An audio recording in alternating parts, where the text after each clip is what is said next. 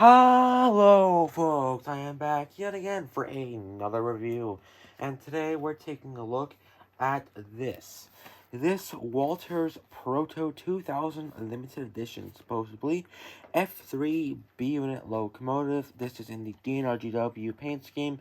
I'm not sure entirely which paint scheme this is, but yeah, here's the numbers. This is 5523.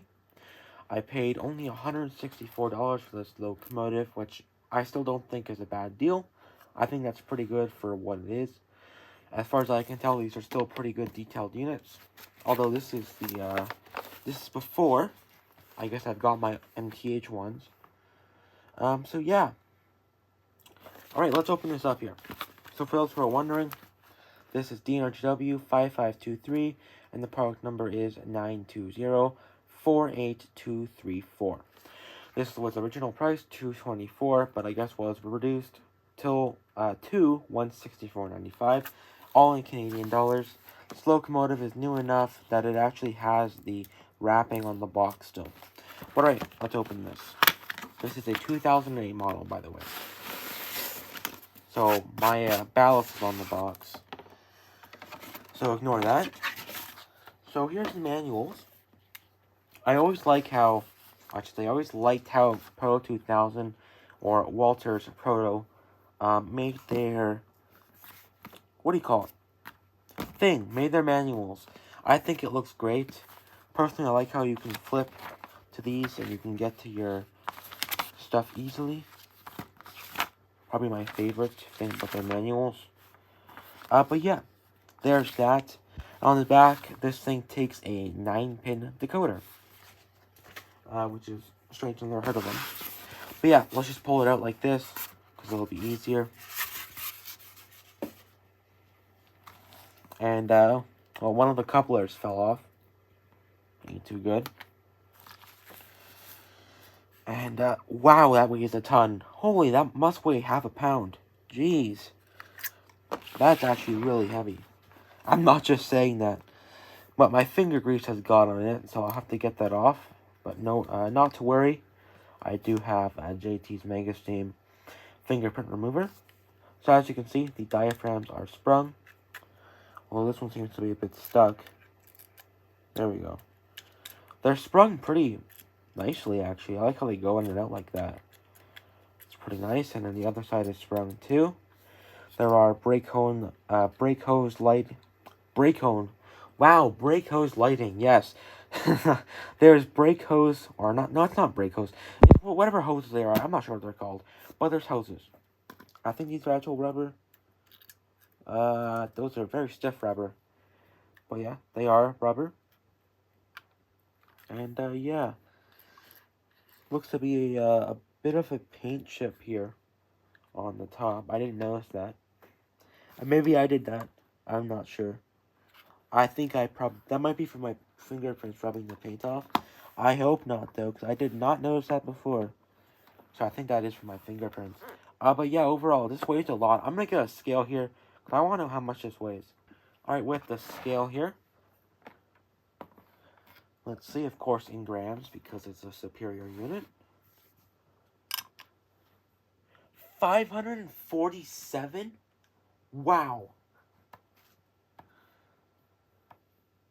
1 pound, 3.3 ounces. Holy.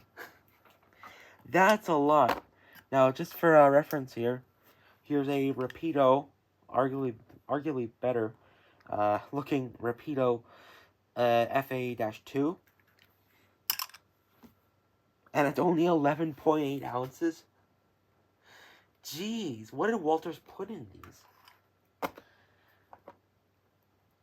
And that's, yeah, 3.3 ounces. Wow, that's quite a lot. Alrighty, folks, yeah, well, I'm going to get that fingerprints off, and we're going to go over to the coupler height test. Alright, folks, so here for the coupler height test. As usual, we have the trusty tangent scale hopper, which is built to the NMRA standards. Now, I would imagine that this is actually going to be accurate, which I did put the other coupler back on. Unfortunately, the coupler fell off. Coupler spring fell off. I put it back on, fell off again, and now I don't know where it went. So I'm not putting it back on, at least not the coupler spring. So yeah, that's staying off. Regardless, though, I would imagine that this is built to the NMRA standards because generally Walter stuff is. But alright, without further ado, let's try this here. Let's zoom in. And is it good? Yes, it is. I was correct on that. And I will say the coupler holder on the other side, which I think is the one I just tried. Yeah, it was. It's loose, so I'm really surprised that's accurate. Although this one, that is still tight, may actually be a bit high. Let's see here. No, perfect coupler height too. Alright, now, let's go over to the 20-second radius test, which I think we all know it probably will pass. Alright, so here for the, I'm about to say coupler height test, here for the 20-second radius test. And, yeah, without any complications, of course, the B unit does it. Although, I really feel like this B unit is geared a little bit too slow to be a passenger locomotive. Unless I'm wrong, I don't really know how fast the F3s were in real life, but I would imagine they'd be a little bit faster. But regardless though, no issues. Now I'll try it with a passenger car, and as you can see, those sprung diaphragms really help, and yeah, no issues whatsoever at all.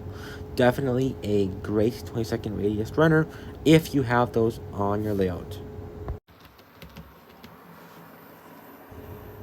Alrighty folks, so just for fun here, I thought I might as well just see how much this thing can pull, because after all, it weighs literally a pound and a bit. So yeah, I thought I might as well just see how much this can pull. Behind it right now is the 11 car California Zephyr for the DNRGW. Well, I guess it's really not the DNRGW, it's just a mix set, but regardless though, the first couple cars are DNRGW cars, so whatever. Regardless, though, yeah. So let's see how much this thing can pull. Note, I had to do a voiceover because for some reason I keep getting that weird sound when I do nothing. It just makes that really weird tick. So yeah. Regardless, though, let's see how much you can pull. Well, let's see. Can it pull?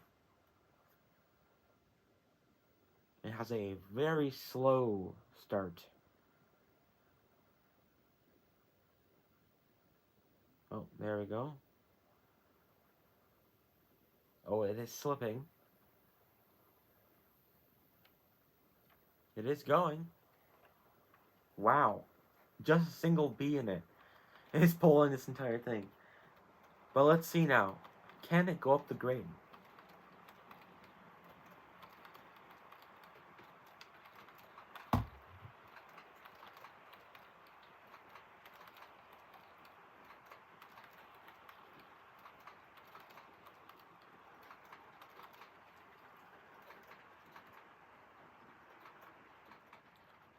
I think it's like a 4%, but here it comes.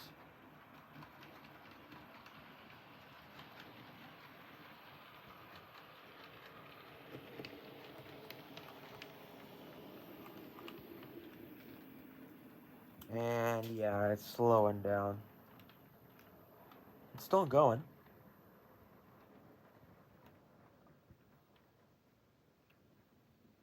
And yeah, we'll give it a little bit of a push.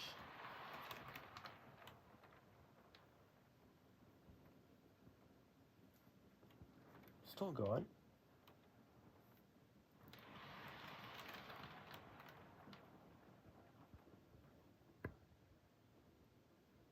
Oh yeah, but yeah, alright.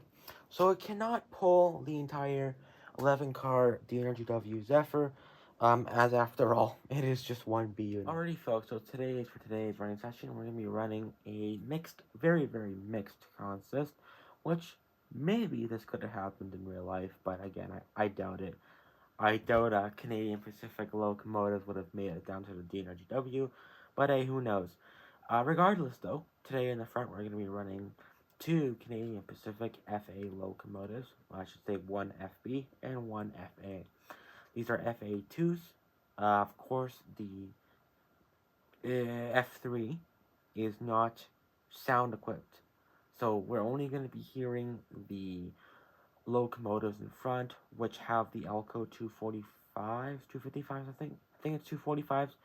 I don't remember. But regardless, so there will be no EMD 567s. Right? I hope that's the name. I think I'm messing this up. Although eventually I might sound equip this B unit, but I don't know now. Since it already has one. But I will say I can't really use momentum, just because Digitrax's momentum is so much more different than lock sounds, at least in my opinion, in a bad way. So I'm just gonna have to really do it by feel, I guess. So yeah. Regardless, though, yeah, I hope y'all enjoyed today's running session, and I'll see you at the end.